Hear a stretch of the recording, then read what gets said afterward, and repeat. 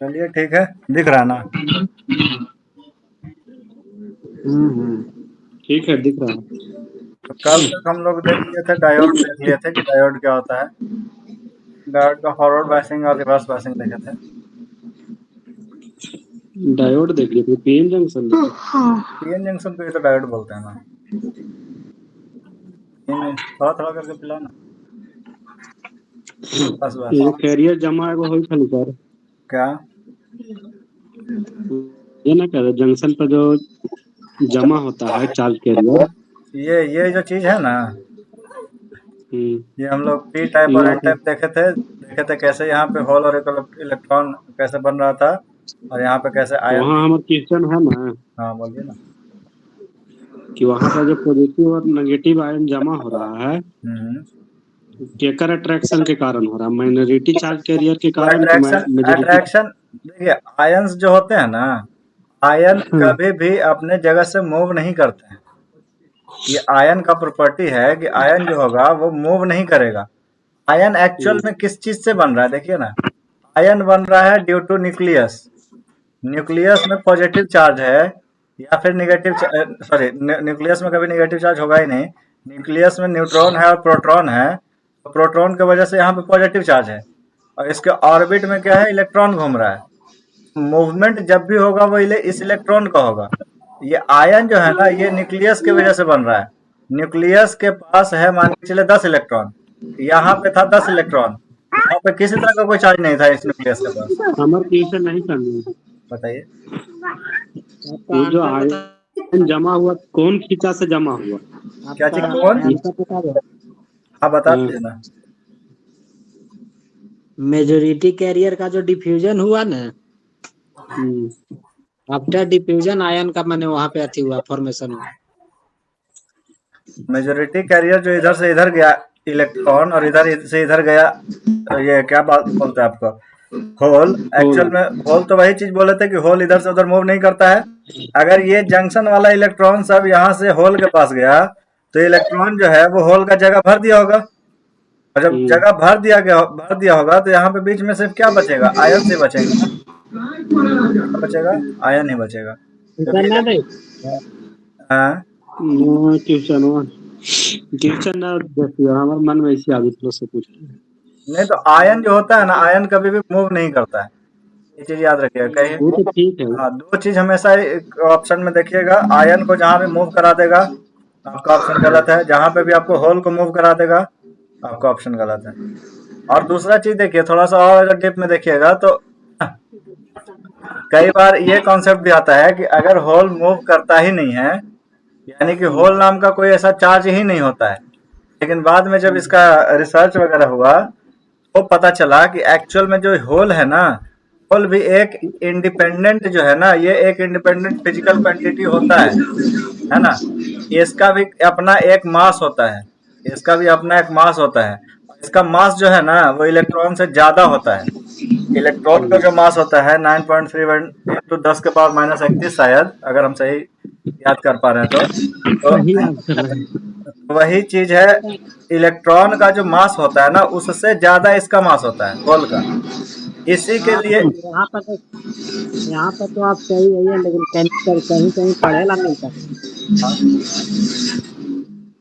कि मैंने एक वेलोसिटी ऑफ अथी हॉल पे रहता है, नहीं नहीं, हाँ तो वही उसी चीज का है, देखिए ना यहाँ पे क्या है ना इलेक्ट्रॉन कि से रहता है, इलेक्ट्रॉन तो आप कह रहे हैं कि डिफरेंस भी करता है। इलेक्ट्रॉन और होल जो ये आप बात कर रहे हैं ना, जो बात होता है ना, वो उसी चीज पे आ रहा है। वो जो कंफ्यूजन है ना समाज में, मतलब साइंटिफिक समाज में, वो इस चीज को लेकर के है कि अगर होल मूव नहीं कर रहा है, हम लोग मोबिलिटी इसका क्यों डिफाइन करते हैं, म्यू हम लोग क्यों डिफाइन करते हैं, मोबिलिटी ऑफ होल है और एक होता है मोबिलिटी ऑफ इलेक्ट्रॉन। उसका जवाब ये है कि मोबिलिटी मोबिलिटी क्या होता है, मूवमेंट का क्षमता, कितना तेजी से एक जगह से दूसरी जगह मूव कर रहा है। एक्चुअल में बोला ये गया, उसका उसका जो काउंटर आर्गुमेंट है वो ये है कि मोबिलिटी ऑफ इलेक्ट्रॉन कहने का मतलब क्या है कि जो आपका कंडक्शन बैंड में इलेक्ट्रॉन है उसके वजह से जो मूवमेंट हो रहा है वो हो गया मोबिलिटी ऑफ इलेक्ट्रॉन। और जो आपका होल क्रिएट हो रहा है, होल जो क्रिएट हो रहा है, ये होल जिस पावर से अट्रैक्ट कर पा रहा है इसको, यानी कि जब ये इलेक्ट्रॉन एक होल को भरने जाएगा, जब ये इलेक्ट्रॉन एक होल को भरने जाएगा, रिकॉम्बिनेशन करेगा, इसका मोबिलिटी क्या हो जाएगा, कम हो जाएगा। उसी को हम बोलते हैं मोबिलिटी ऑफ होल। क्यों? क्योंकि ये होल को भरने के लिए इलेक्ट्रॉन मूव कर रहा है, इसीलिए ये क्या हो गया, मोबिलिटी ऑफ होल हो गया।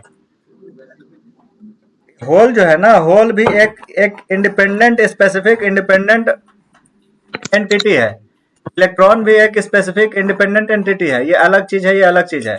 लेकिन कहता वही है कि होल जो होता है ना, होल अपने जगह पे ही रहता है, इलेक्ट्रॉन इसको फिल करने आता है।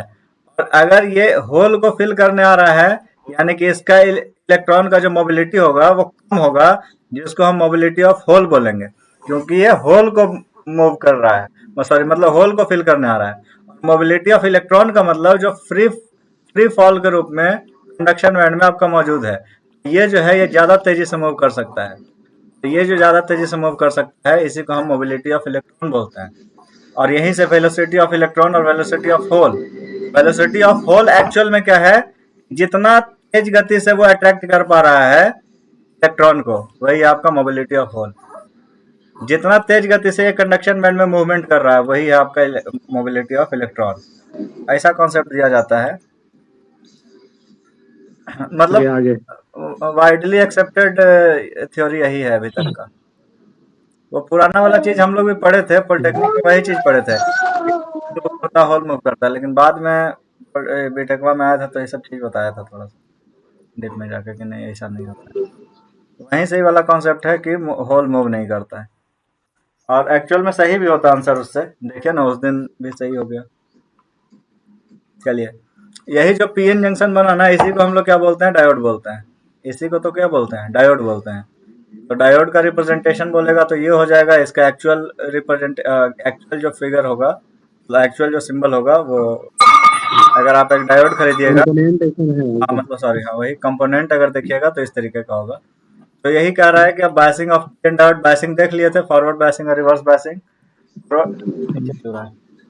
इसको इधर से करके फॉरवर्ड बायसिंग और रिवर्स बायसिंग का कंडीशन देख लिए थे। फॉरवर्ड बायसिंग हो रहा है तो डिप्लेशन रीजन क्या हो रहा है, कम रहा है। रिवर्स बायसिंग हो रहा है तो डिप्लेशन रीजन क्या हो रहा है, इंक्रीज कर रहा बढ़ रहा है ना। कल एक और संजीत जी एक और डिस्कशन किए थे कि इसमें अगर कंसंट्रेशन जिसका हाई होगा वहां पे डिप्लेशन रीजन जो होगा मोटा होगा, और जिसका कंसंट्रेशन लो होगा वहां पे डिप्लेशन रीजन उधर क्या होगा, कम होगा, है ना। यहाँ से एक और कंडीशन आता है डोपिंग का, एक और कंडीशन होता है डोपिंग का। डोपिंग में क्या होता है कि यहाँ पे हम लोग 3 तरीके का डोपिंग करते हैं। जैसे कि अगर कोई प्योर सेमीकंडक्टर है, उसमें हम अगर इम्प्योरिटी मिला रहे हैं, अगर एक इम्प्योरिटी हम 10 के पावर 3 में, 10 के पावर 3 सिलिकॉन एटम में अगर हम एक इम्प्योरिटी को मिला रहे हैं, इसको बोलते हैं हायर डोपिंग, ठीक है।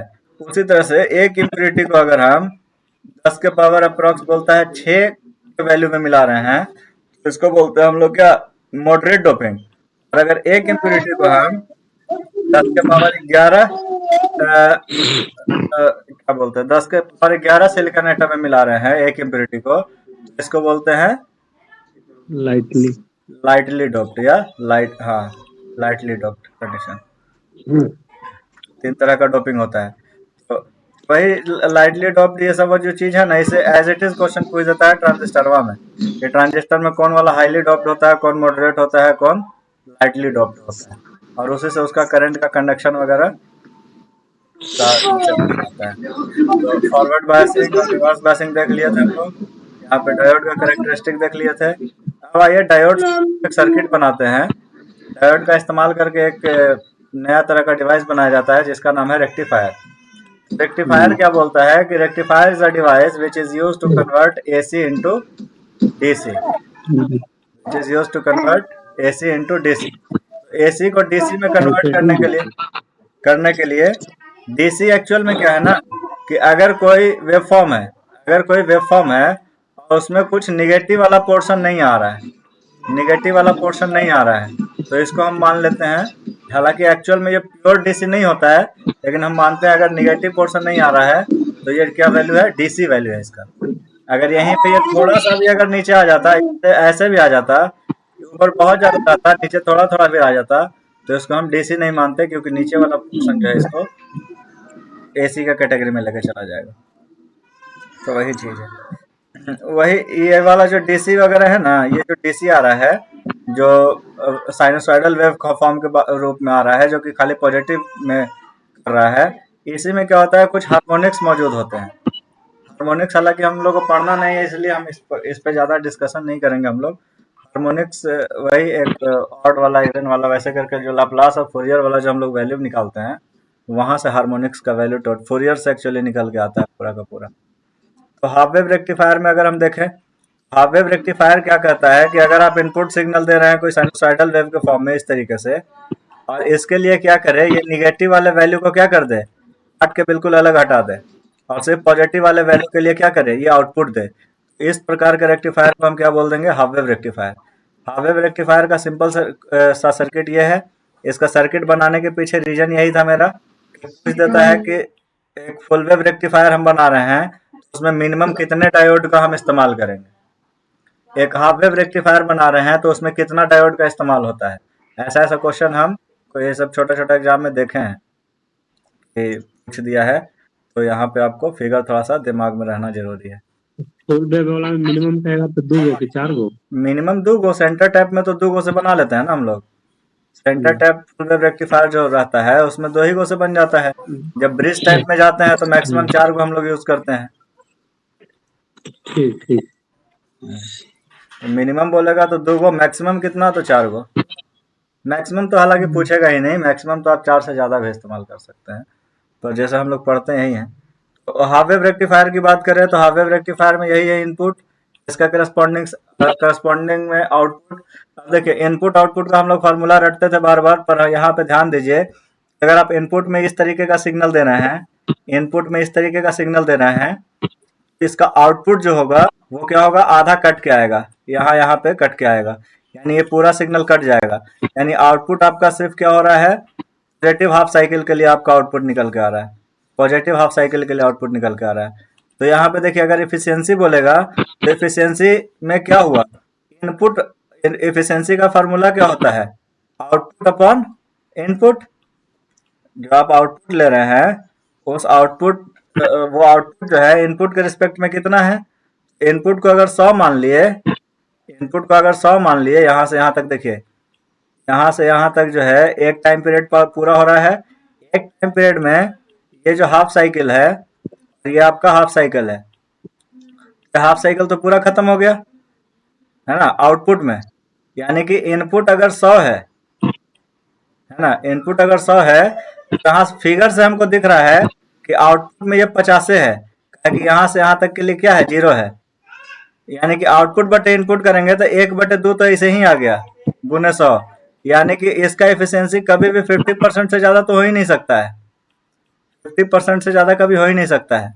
और 50% भी क्यों नहीं होगा, क्योंकि देखिए जब भी आप डायोड को यहाँ पे साइनसॉइडल वेव दीजिएगा तो जीरो से चलेगा, 0 से 0.7 वोल्ट तक, 0.7 वोल्ट तक ये क्या रहेगा, ये आउटपुट आपका नहीं देगा। 0.7 के बाद क्या करेगा, ये आउटपुट देना शुरू करेगा, है ना। हालांकि हम लोग बनाने के टर्म में इसको एज इट इज बना लेते हैं। वैसे ही जैसे ही 0.7 से वैल्यू कम हो जाएगा, ये रिवर्स बायस में चला जाएगा, यानी यहाँ से यहाँ तक ये फिर क्या हो जाएगा, रिवर्स। यानी एक्चुअल में जो हो जाएगा, जो ये वाला जो वैल्यू है इस तरीके का हमको दिखेगा, मतलब 50 से भी कम साइकिल के लिए। तो एफिशिएंसी यहाँ से हम लोग सिंपल सा याद रखना हम लोगों को, हाफ वेव रेक्टिफायर का अगर एफिशिएंसी पूछेगा तो सारे के सारे में ये सबसे कम होता है, और इसका एफिशिएंसी 40.6 होता है। अगर फुल वेव का पूछ देगा तो बस इसका दुगना कर दीजिए, फुल वेव का पूछेगा तो इसका दुगना कर दीजिएगा, तो 81.2%। इसको हम लोग फार्मूला से भी याद कर सकते हैं, निकाल सकते हैं, लेकिन फार्मूला लेंदी हो जाएगा, इसलिए हम इसको इस तरीके का आइडिया से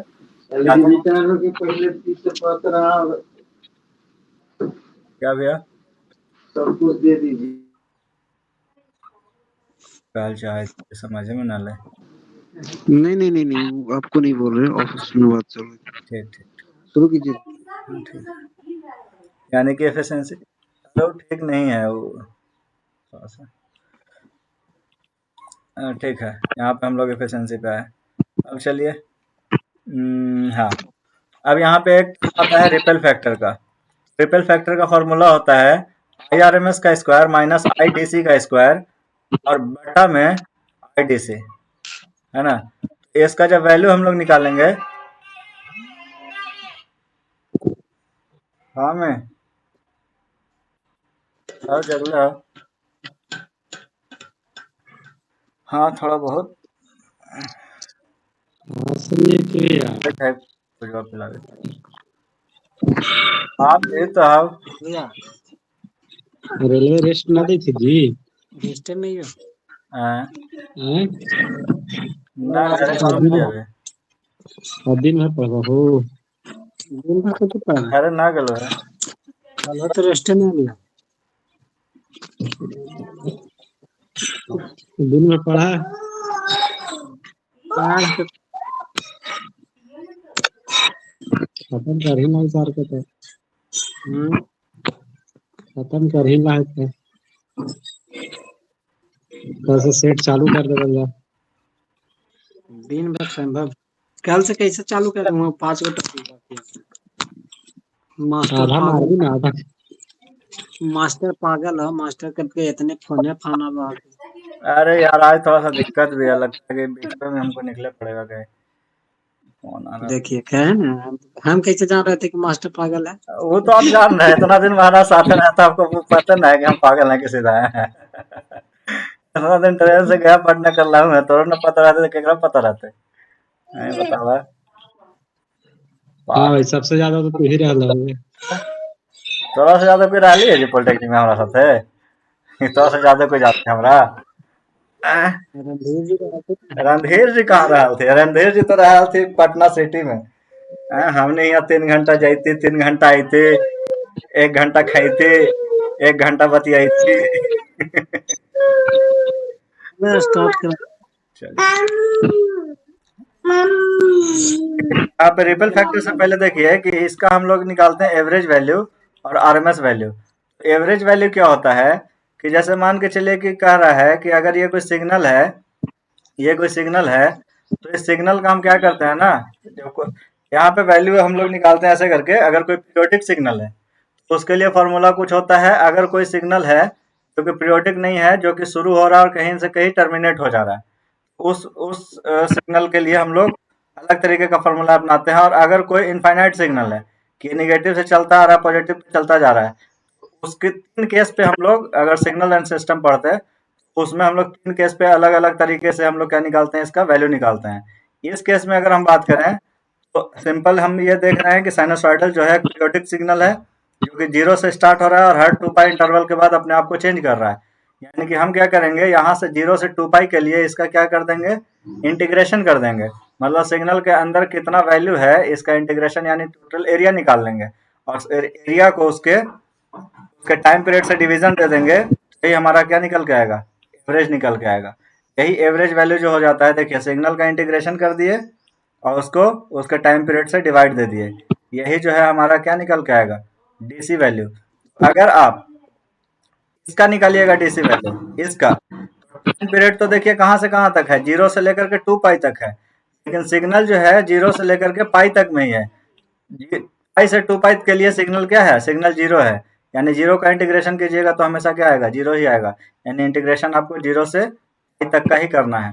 यानी देखिए इसीलिए क्या किया है, यहाँ इंटीग्रेशन किया 0 टू पाई तक के लिए। वैल्यू सिग्नल की क्या क्या है, रिप्रेजेंटेशन क्या है, आई एम। अगर हम करंट ले रहे हैं, वोल्टेज भी ले सकते हैं आप, एक्स भी ले सकते हैं, कुछ भी ले सकते हैं।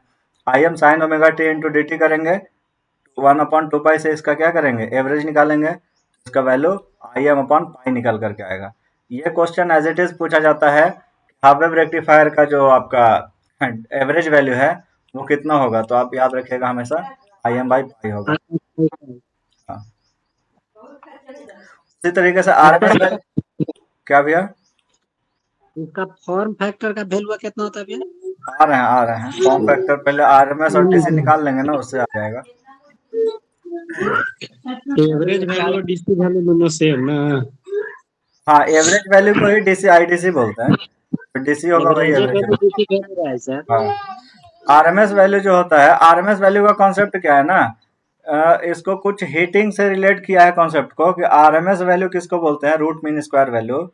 तो बोलता है कि अगर जो रिस्पेक्टिव अगर मान के चलिए कोई डीसी वैल्यू होता है, डीसी करंट होता है, जिस सिग्नल से वो पार हो रहा है, सॉरी मतलब जिस सोर्स से वो जा रहा है, उस सोर्स के जगह पे अगर हम कोई डीसी सोर्स रखते तो डीसी सोर्स जितना हीट जनरेट करता है ना, हीट के फॉर्म में जितना वो amount of heat energy release करता, उतना ही एनर्जी रिलीज एसी के फॉर्म में ये कैसे आएगा कैलकुलेट करके। तो उसी के लिए हम लोग क्या करते हैं कि ये आरएमएस वैल्यू निकालते हैं। इसका बेसिक कॉन्सेप्ट तो यही है।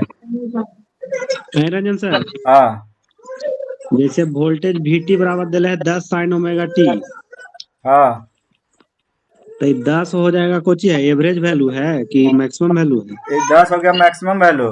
ये देखिए ना, I am sine omega T, I am के जगह पे आप 10 बोल दिए, 10 साइन ओमेगा टी, तो 10 क्या हो गया, मैक्सिमम वैल्यू हो गया। यानी उसका डीसी ठीक निकालिएगा तो 10 बटे आई, इसके केस ठीक में। ठीक है, अब देखिए आरएमएस पे आइए। आरएमएस क्या होगा, आरएमएस वैल्यू होगा root mean and square value. सबसे पहले तो आपको क्या करना है, रूट करना है, रूट कर लिए। उसके बाद क्या करना है, मीन, मीन का मतलब एवरेज निकालना है। तो इसका अगर आप एवरेज निकाल रहे हैं, फिर से 0 से आपको 2 पाई तक जाना पड़ेगा कि सिग्नल 0 से 2 पाई के बाद अपने आप को रिपीट कर रहा है। मीन निकाल लिए 1/2 पाई, ठीक है, 2 पाई, सॉरी, और मीन निकाल के स्क्वायर करना। अब मीन निकाल करके स्क्वायर करना है। मीन मीन ये नहीं निकल गया, 1/2 पाई मीन नहीं हो गया। ये सिग्नल को लिख करके I am sine omega T into D T करके और 1/2 पाई किए, तो ये क्या हुआ, मीन हो गया। स्क्वायर करना है, यानी कि इस सिग्नल को अब क्या कर दीजिए, आप स्क्वायर कर दीजिए, यानी कि रूट मीन स्क्वायर।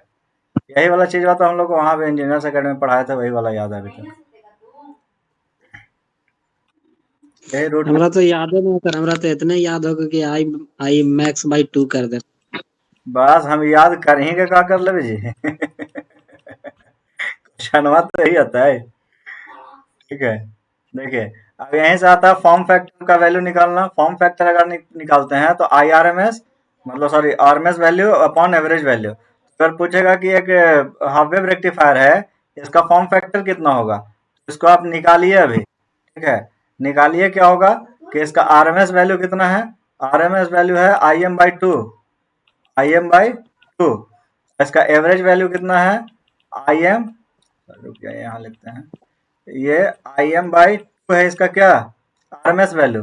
और एवरेज वैल्यू कितना है, आई एम बटा कितना है, आई एम पाई। बटा पाई है, यानी कि पाई बटे 2 कीजिए, कितना आएगा 0.48 समथिंग आएगा, है ना। यानी रिपेल फैक्टर बोलेगा तो 0.48, या इसको अगर आप परसेंटेज में निकालिएगा, नहीं 0.48, ना ना ना, पाई की वैल्यू 3.14 होगा तो 1 पॉइंट समथिंग आना चाहिए, 1.21 होगा। 1.1 करके ऐसे ही करके आएगा। ठीक है, क्योंकि हाँ देख लीजिएगा, इसको निकाल लीजिएगा। फॉर्म फैक्टर ये हो गया। ऐसे ही यहाँ पे क्या आता है, रिपेल फैक्टर आता है। रिपेल फैक्टर क्या होता है, इसका वैल्यू होता है आई आर एम एस का square minus I D C का स्क्वायर।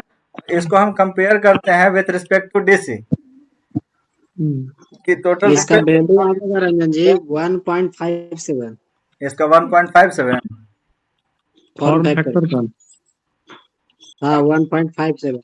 हाँ यही जो भी है वैल्यू इसका इसी के अप्रोक्स में आएगा, 1.4 मैंने हाँ जो भी है। अब देखिए ना, सिंपल फार्मूला यहाँ पे है तो फार्मूला से जो आ रहा है वही रहेगा, उसमें क्या है। 22/14 किया। रिपेल फैक्टर का अगर निकालते हैं हम लोग, रिपेल फैक्टर क्या है कि ये जो सिग्नल आपका आ रहा है, ये एक्चुअल में आप डीसी सिग्नल बनाना चाह रहे हैं, लेकिन डीसी में कितना साइनोसॉइडल वाला चीज इसमें आ जा रहा है ना। ये वाला चीज जब हम लोग निकालते हैं तो यहाँ से निकलता है रिपेल फैक्टर। ये जो यहाँ से क्या हो रहा है, ये जो सिग्नल क्या कर रहा है, इस तरीके से मूव कर रहा है ना, इसी को हम लोग बोलते हैं repel, repel content in DC. Repel content in DC निकालना है, इसी को हम लोग रिपेल फैक्टर बोलते हैं। इसको निकालने के लिए हम लोग डीसी को सबसे पहले घटाते हैं आरएमएस के स्क्वायर में से, डीसी के स्क्वायर को घटा लेंगे, है ना, और इसका अंडर रूट करके और अपॉन आईडीसी से क्या कर देंगे, भाग कर देंगे।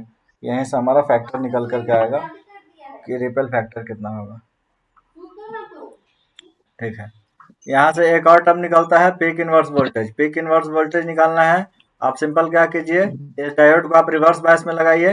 रिवर्स बायस में लगाइएगा तो ये क्या हो जाएगा, ये हो जाएगा ओपन सर्किट, ये हो जाएगा ओपन सर्किट। यहाँ से आप केवीएल लगा दीजिए, केवीएल लगाइएगा, आपको इसके अक्रॉस वैल्यू जो आ जाएगा वो पूरा जो भी वीएम यहाँ वैल्यू आ रहा होगा वही वैल्यू आपको इसके अक्रॉस मिल जाएगा। यहीं से वैल्यू आ जाएगा, पीक इनवर्स वोल्टेज जो है पीआईवी वो वीएम के बराबर हो जाएगा। पीक इनवर्स वोल्टेज क्या कहता है कि वो मैक्सिमम वैल्यू ऑफ वोल्टेज जो कि हम इस डायोड के अक्रॉस प्रोवाइड कर सकते हैं, है ना। तो इनवर्स में लगा सकते हैं। नहीं इनवर्स में तो ठीक है, जैसे हम लोग जो डायोड का ऐसे पढ़े थे तो ये वाला जो चीज हम लोग पढ़ रहे थे ना, ये वाला ब्रेकडाउन वोल्टेज कहता है कि इस डायोड के अक्रॉस आप कितना रिवर्स वोल्टेज दे सकते हैं। ये वाला जो वोल्टेज होगा ना बिल्कुल ब्रेकडाउन वोल्टेज, इतना वोल्टेज तक हम इसको रिवर्स में दे सकते हैं, क्योंकि पीआईवी जो आ रहा है वो वीएम के बराबर आ रहा है ना। इसलिए मैक्सिमम वोल्टेज हम क्या कर सकते हैं, इस पे अप्लाई कर सकते हैं। पीआईवी की अगर बात करें पीक इनवर्स वोल्टेज की,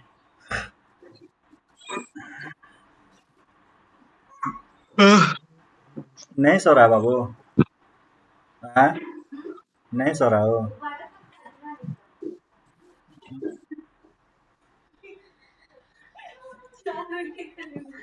अरे दीदी चल गई थी है जी मैंने कॉलेज यूनिवर्सिटी। है रंजन जी, हाँ रिपल फैक्टर बराबर यह तो लिख सकते हैं √1 बटा फॉर्म फैक्टर के होल स्क्वायर -1। एकदम लिख सकते हैं, क्या बात कर रहे हैं आप। IRMS बटे इसके अंदर ले जाएंगे तो यही इसी चीज को देखिए ना, इसीलिए तो हम यहाँ पे लिख दिए हैं IRMS का स्क्वायर अपॉन IDC का स्क्वायर। IRMS बटे RMS वैल्यू और DC वैल्यू मिलके क्या बनाता है, फॉर्म फैक्टर। यानी बता यहाँ लिख सकते हैं फॉर्म फैक्टर का स्क्वायर -1, रिपल फैक्टर बराबर फॉर्म फैक्टर का स्क्वायर -1। यानी था वो इंजीनियर, तो इंजीनियर कोई चीज के सिंपल करेला ना बनी था जी, कॉम्प्लेक्स करेला बनी था। कॉम्प्लेक्स नहीं सिंपल ना हो गया, ये तो सिंपल ना जो कर तनी दिए।